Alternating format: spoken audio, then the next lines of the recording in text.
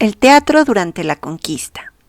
Durante la conquista, los misioneros encontraron en las representaciones prehispánicas el medio idóneo para lograr la evangelización de la población nativa, debido a que ambos pueblos eran altamente religiosos. Fue por consecuencia el teatro el mejor medio de comunicación entre vencedores y vencidos.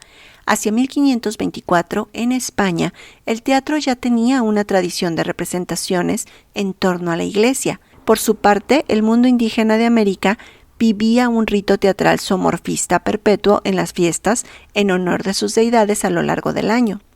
El teatro, por lo tanto, fue el medio eficaz para propagar la fe católica e incorporar al vencido al reino vencedor.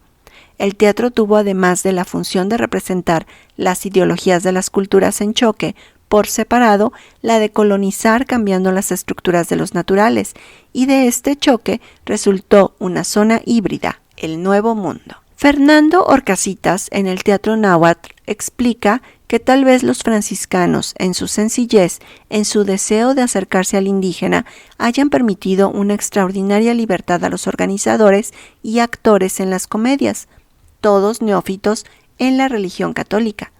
Los dominicos y agustinos pueden haber considerado irreverentes y hasta heréticos algunos aspectos de las representaciones. Lo anterior debido a que permitieron a los conquistados seguir realizando libremente sus formas de rito, pero con temas de la religión impuesta. De ahí María Sten explica: aquel sincretismo en la forma de la diosa Tonantzin transformada en la Virgen de Guadalupe. En 1572, con la llegada de los jesuitas a Hispanoamérica, se modifica la conquista espiritual.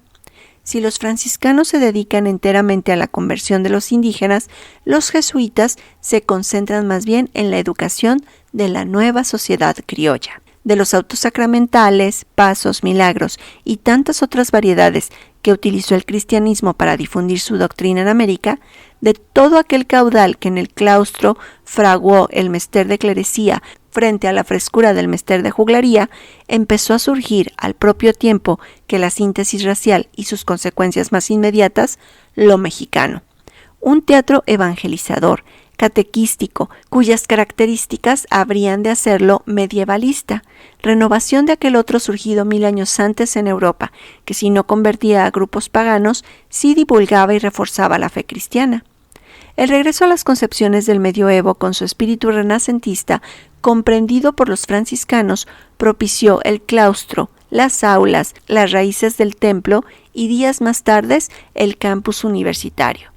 En los muros de los conventos, levantados con las mismas piedras de los murales que ilustraban la vida santoral y al mismo tiempo dotaban de escenografía a las representaciones sirviéndoles de ciclorama y de telón de fondo, en esa arquitectura surgió la innovación de la capilla abierta. Cantos, bailes y pantomimas sirvieron de medio para la incorporación tanto de la fe católica como de los nuevos conceptos.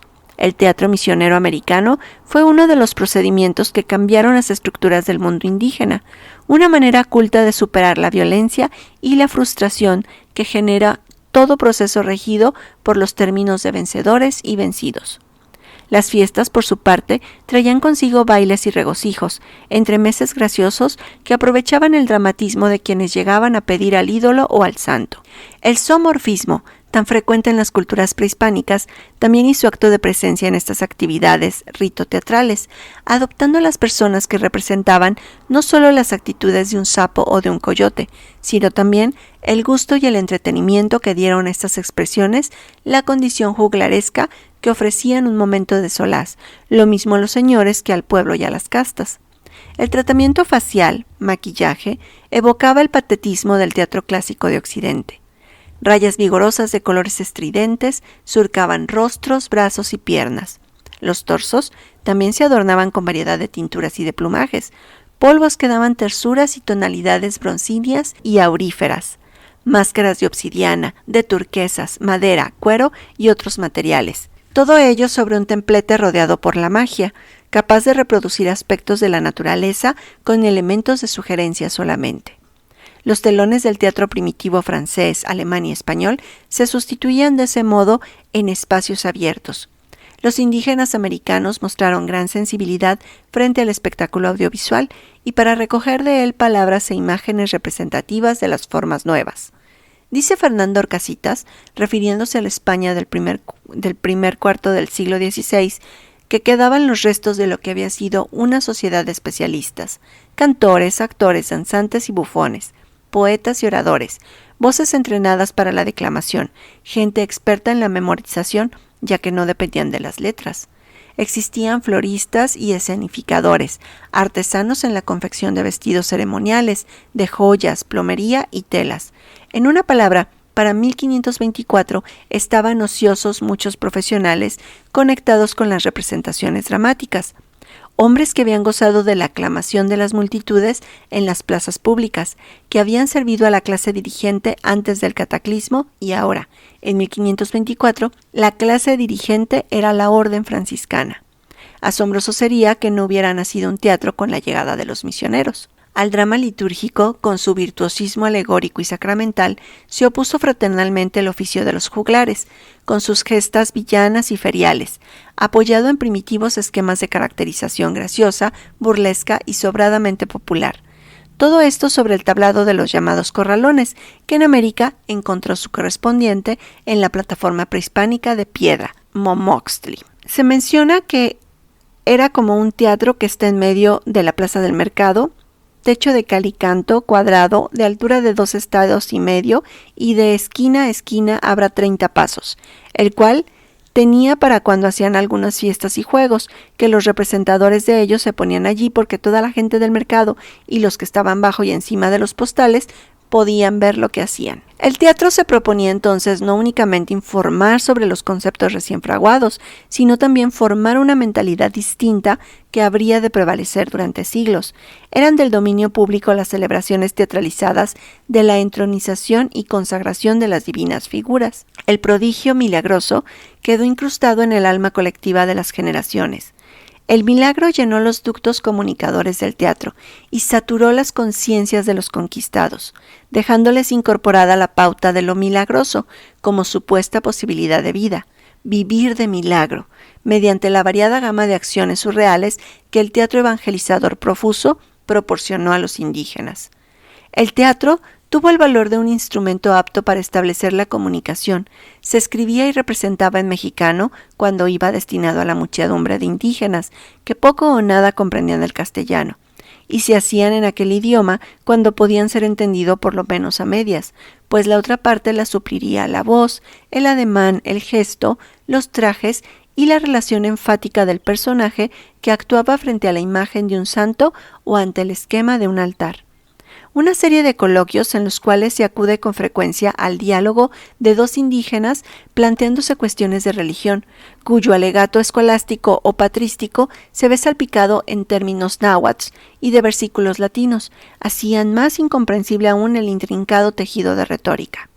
En algún momento, una de las figuras celestiales descendía al escenario para aclarar las dudas, con inacabables parrafadas ripiosas y conceptistas. Al terminar la primera fase de la conquista espiritual a través del teatro, cuyo único fin era instruir y edificar a los recién convertidos al cristianismo, el teatro híbrido sufre un retroceso. Este teatro naciente se ve detenido por las prohibiciones de la Iglesia, que veían al teatro como manifestación profana y poco honesta. La propagación del cristianismo y la llegada de los primeros poetas y dramaturgos españoles fueron algunas de las causas de este retroceso. Del teatro catequizante solo existen referencias indirectas. Entre ellas se encuentra la descripción que hace Motolinia de la caída de Adán y Eva, representado en Tlaxcala en 1530, que solía terminar con el bautismo de grandes masas de indios.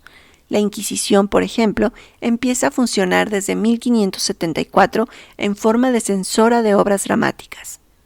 El teatro catequizante deja de ser traducido al náhuatl para ser escrito únicamente en español, y para los que entienden este idioma comenzó desde la tercera década de la colonia un teatro profano, escrito en su mayoría por clérigos, y cuyo máximo representante es Fernán González de Eslava. Este llegó a México en 1558, a la edad de 24 años. Es autor de coloquios espirituales y sacramentales y poesías sagradas, así como de teatro profano y sonetos. Para muchos críticos, sus obras son de un mexicano para mexicanos. Sus temas, su vocabulario, sus comparaciones son mexicanísimas. Sin embargo, encontramos una falta de interés por el mundo indígena. No percibe su existencia. Incluso para él, el indígena es la encarnación de todo el mal. Es un reflejo de la actitud general profundamente arraigada de los españoles hacia los indígenas, una actitud mezcla de temor, odio, incomprensión y desprecio. La barrera de prejuicios era todavía demasiado grande ante un mundo indígena que estaba destinado a ser borrado del mapa cultural. La ausencia de alusiones al mundo indígena es el signo característico de la dramaturgia novohispana en la época de la colonia. Será Sor Juana Inés de la Cruz quien por primera vez, un siglo más tarde, rompa el muro que separa el mundo indígena del mundo español y deje que penetren en la dramaturgia mexicana los dioses prehispánicos. Sin embargo, será en un teatro de claustros, de vuelos intelectuales y sofisticadamente teologal. En su plausible Historia del teatro en la Nueva España, Rojas Garciduenas pasa del teatro jesuítico al teatro secular, llamado también profano. Si se prescindiera del cortesano Gutiérrez de Cetina, podríamos ver que esa profanidad es muy relativa. Desde luego, los dramaturgos más conspicuos de México eran eclesiásticos. El primero fue Juan Pérez Ramírez, cuyo primer drama fue representado en 1574, y el cual es considerado como la primera producción teatral de ingenio criollo en toda la América, El Pastor Pedro y la Iglesia Mexicana. De la misma manera, el bachiller Arias de Villalobos, que tuvo tan entretenido al público de la Nueva España hasta las postrimerías del siglo XVI, era presbítero ordenado in sacris, y sus temas fueron en su mayoría sobre asuntos sagrados, especialmente sobre asuntos eucarísticos. Por lo tanto, podemos decir que hasta fines del siglo, el teatro profano apenas se asomaba en los escenarios. En el siglo XVII ya existen importantes autores dramáticos, como Alfonso Ramírez Vargas, Juan Becerra, Juan Ortiz Torres y Eusebio Vela. En 1618, Francisco Maldonado, bajo la protección de los canónigos de México, concierta sus comedias en honor de la Limpia Concepción, y Gutiérrez Luna escribe su coloquio de la nueva conversión y bautismo de los 4 últimos reyes de Tlaxcala. Ya desde principios de siglo había 2 locales para teatro, además del de Palacio Real, pero las representaciones se hacían en su mayor parte sobre tablados en corrales al aire libre, y esto se hacía por todo el reino. La parroquia de Taxco, en 1645, saca Loa y Comedia para el Día de Nuestra Señora. Cada año se celebraba una representación teatral hecha por cada gremio, encabezándola el de los plateros. Posteriormente, buscando 1000 motivos, se presentaban nuevas obras, lo que nos permite ver el gran entusiasmo teatral existente. Dichas obras eran escritas en prosa y verso, en latín y romance. Celebraban piezas por las festividades de sus santos, recién canonizados, y hasta fiestas secundarias que no eran más que pretextos para la comedia. Bien persuadidos los jesuitas de que la declamación dramática es un elemento valioso para la formación de los jóvenes, lo cual, pensaban ellos, les daría facilidad de palabra, dominio del público, elevación de ideas, prestancia y señorío de carácter. El Hospital Real fue un centro teatral de gran importancia y estaba administrado primeramente por el padre Acosta y posteriormente por el padre Torres, quienes se encargaban del manejo económico y literario, siendo general afición al escenario en toda la nación y en todas las clases sociales. En las familias numerosas y en buena posición eran usuales la pastorela en las posadas de Navidad, el sainete en el onomástico del padre y de la madre y el entremés por cualquier motivo. El teatro durante el virreinato. El siglo XVII, durante la colonia, el teatro en México no es otra cosa que la copia de modelos españoles adaptados a la búsqueda de identidad diferente de lo español, en una búsqueda por lo mexicano. De este periodo destacan Sor Juana Inés de la Cruz y Juan Ruiz de Alarcón. Sor Juana Inés de la Cruz fue una mujer de energía creadora, compañera intelectual de filósofos, encendida protagonista de la lírica mística, ser en asalto constante a la razón y a la vida profunda. Con ella se inicia la literatura mexicana. Para comprender el siglo en sí y a Sor Juana misma, es preciso revisar el panorama cultural que se respiraba y que permitió el surgimiento de esa gran poetisa. Octavio Paz, en su libro Las trampas de la fe, dice: en el sentido más limitado de la palabra, cultura, colindante con instrucción, producción y comunicación de novedades intelectuales, artísticas y filosóficas, solo una minoría de la población podía llamarse culta. Quiero decir, solo una minoría tenía acceso a las dos grandes instituciones educativas de la época, la Iglesia y la universidad. La cultura de la Nueva España era docta y para doctos. María Sten nos habla de este siglo como un mundo de cambios culturales e institucionales a una vida vertiginosa. Ella dice, el español, al iniciar la conquista, actuaba en nombre de Dios. Muy pronto cambia de actitud, se convierte en gobernador, capitán general, juez y encomendero. Pasado el entusiasmo que el indio despertó al humanismo del siglo XVI, el indio quedó sumido en la ignorancia y la miseria, sometido a una tutela que mató en él toda iniciativa.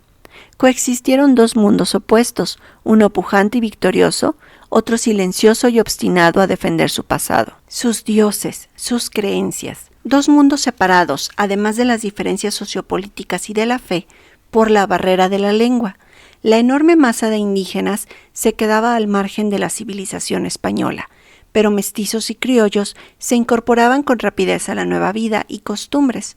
La capital, sede de virreyes y del arzobispado, de la audiencia y capitanía general, centro cultural y religioso, era una de las ciudades más opulentas del mundo, cuya vida no difería en mucho a la vida que se llevaba en Madrid o en Sevilla. Así, desaparecía la austeridad del siglo XVI. A esta capital llegan los poetas y escritores de España, y con ellos el barroco.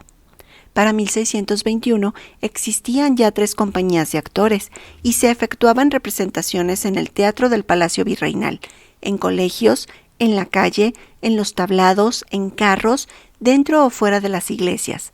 El teatro estaba presente en cada acto de la vida cotidiana. El teatro culto, más rígido, sometido a normas, tenía lugar en el Teatro Hospital Real y en el Coliseo, representando loas y autos sacramentales, junto con comedias que solo recogen lo pintoresco de la vida novohispana. El siglo XVII marca el fin de la hegemonía castellana y la decadencia del gran imperio. Sor Juana hereda lo bueno y lo negativo de la decadencia del imperio.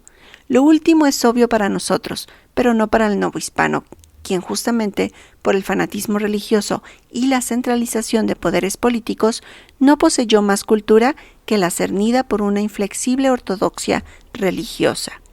Impedido por los índices expurgatorios para leer y adiestrarse en los manejos de un mundo científico y técnico amparado por protestantismo. Al hombre colonial no le queda otro recurso que su catolicismo español, no siempre de vanguardia.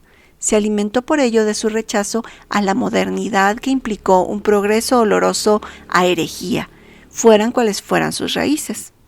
El teatro de Sor Juana, los empeños de una casa, amores más laberinto, sainetes y loas, contiene la cautela y el recato, la vivacidad temperada del disimulo, el vaivén de las aventuras y desventuras que trae consigo el ocultamiento de las emociones, manifestadas sin toda la fuerza interior que las origina.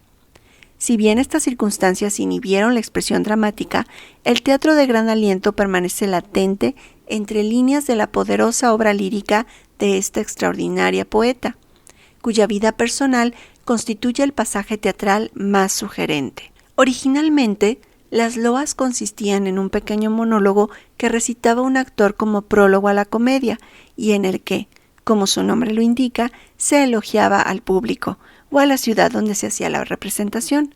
Pronto el prólogo se transformó en diálogo y las loas se convirtieron en pequeñas piezas teatrales con temas que se prestaban de alegorías, como la amistad, el amor, la monarquía, los colores, las letras o los días de la semana. En el siglo XVII entraron en desuso, pero se conservaron como prólogos a los autos sacramentales y a las representaciones reales. Sor Juana escribió 5 loas, 2 para sus comedias y 3 sacramentales. 5 loas para celebrar, por ejemplo, el cumpleaños de Carlos II y otras para festejar distintos personajes. Todas las obras teatrales de Sor Juana giran en torno de una idea o suceso alegórico. La música y las notas, los elementos, cada episodio y cada incidente está precedido o coronado por bailes y canciones, espectáculo para los ojos tanto como para los oídos. El vestuario y los decorados debieron ser fastuosos. Es sorprendente que con materia vil como el cumpleaños de los poderosos, Sor Juana haya logrado pequeñas obras que en su género son perfectas. Además de sus loas, escribió 2 sainetes y un sarao o fin de la fiesta, y 3 autos sacramentales, el más admirable, el Narciso Divino, y después el Mártir del Sacramento y el Cetro de José. El Narciso Divino, basado en la comedia de Calderón de la Barca, Eco y Narciso, la sobrepasa con una alegoría que se proponía ni educar a los indios, sino gustar aún a los españoles cultos de Madrid. Presentó en la loa el rito azteca en el que Huitzilopochtli es comida en una especie de hostia amasada con harina y sangre, como una treta del demonio para engañar, remedando la comunión cristiana. Reelaborando el mito de Narciso, tal como lo cuenta Oviedo, Sor Juana pone en escena a Cristo Narciso, que se contempla en una fuente y allí ve reflejada a la naturaleza humana como ésta fue creada a imagen y semejanza de Dios. Cristo, viendo en el hombre su imagen, se enamoró de sí mismo. Muere por amor y deja como recuerdo la hostia. Esta obra, por su perfección, su carácter simbólico, que ha rebasado toda época haciéndola actual, nos permite situar a El Narciso Divino junto con las grandes obras de la literatura española, La vida es sueño y El gran teatro del mundo. Los versos se diferencian de este auto de los peninsulares por su sensualidad, que enmarcan los sufrimientos o el placer, de acuerdo a cómo se presentan los acontecimientos de este tablero de comprensión bifocal, alegórica o real, según sea la lectura que hagamos. Dentro de sus comedias cabe destacar Los empeños de una casa, comedia divertidísima que se desenvuelve de engaño en engaño, de equívoco en equívoco, con escenas oscuras o a media luz, escondites, embozos y disfraces. Se adivina la sonrisa burlona de Sor Juana ante la necedad de hombres y mujeres que creen que es posible forzar el amor. Don Pedro ama a doña Leonor, pero doña Leonor ama a don Carlos. Don Juan ama a doña Ana, pero doña Ana ama a don Carlos. Al final solo es feliz la pareja de amantes sinceros, el joven don Carlos y la discreta y hermosa doña Leonor. En el sainete intercalado entre el segundo y tercer acto, alguien afirma a propósito de comedias, que siempre las de España son mejores y que nadie se atrevería en México a silbar una de Calderón, Moreto o Rojas. Sor Juana, para su época, fue un prodigio, como lo es para nosotros acumuladamente en el tiempo. Dicho de otro modo, no es un ser colonial, y solo eso, como si lo sería Sigüenza, por su adhesión a la razón, presagia al siglo XVIII. En ella cree y a ella se acoge, posee imaginativa, tal sería el vocablo que ella misma usara. La vuelve compleja e intensamente dramática. El modelo español en que se construyeron las obras dramáticas de este siglo fue Calderón de la Barca, sobre todo en la última. Sus comedias son reflejo del gusto español por los embrollos dramáticos, así como cierta ironía, más notorio en la segunda, que es superior a la anterior en cuanto a estructura, trama y desarrollo. Se dice que con ella se inicia la literatura mexicana. Su obra, aunque se apoya en los únicos modelos permitidos por la colonia, muestra la realidad del tiempo en el estilo recatado, mesurado, cauto, disimulado pero vivo, intenso en emociones, aunque ocultas. En el caso de Juan Ruiz de Alarcón, aunque tanto su formación profesional como la creación de su obra se llevará a cabo principalmente en España, la peculiaridad de su estilo, a diferencia del genio dominador de su tiempo, Lope de Vega, radicó precisamente en la consecuencia de la forma de vida de su condición de mestizo mexicano, arraigada en su espíritu. Lope de Vega era el modelo español, pero a semejanza de Sor Juana Inés de la Cruz, Juan Ruiz de Alarcón tiene en su estilo un tono crepuscular. Es mesurado, cortés y discreto. Sus personajes tienen fuerza psíquica, teatro de caracteres, observación aguda, leve, matizada y melancólica ironía, acompañada de carga ética. Juan Ruiz de Alarcón adopta en sus obras muchos de los hallazgos de la nueva escuela teatral de Lope de Vega. Nació en la Ciudad de México hacia 1580. Por su padre descendía de una noble familia de Cuenca y por su madre estaba emparentado con la casa de los Mendoza. Uno de ellos fue el primer virrey de la Nueva España. Se graduó en Salamanca de bachiller e inició la carrera de leyes. Ejerció sin éxito la abogacía en la Nueva España. En 1614, de vuelta en Madrid, aspiraba a un empleo en la corte y, desempleado y aburrido, inicia sus actividades literarias. Era jorobado de pecho y espalda, de barba rojiza y escasa. Se cuenta que fue el hazmerreír de las mujeres a quienes pretendió, por lo que se ha querido explicar las características propias de su teatro como un complejo de inferioridad que derive hacia un caso de resentimiento, especialmente hacia las mujeres. Grande cosa es el amor, pero es posible alcanzarlo. La mujer es voluble, inconstante, falsa. Se enamora del buen talle o del pomposo título, o cosa peor, del dinero. Los personajes alarconianos no actúan con la exaltación, con el ímpetu característico de casi todos los galanes en el teatro de la época, sino que son más prudentes, pesan y miden sus actos apoyándolos en razones, en normas morales o en conveniencias prácticas. La vida de las criaturas de Alarcón es más normal. Los sucesos en que participan son menos novelescos y dan la impresión de ser más prudentes.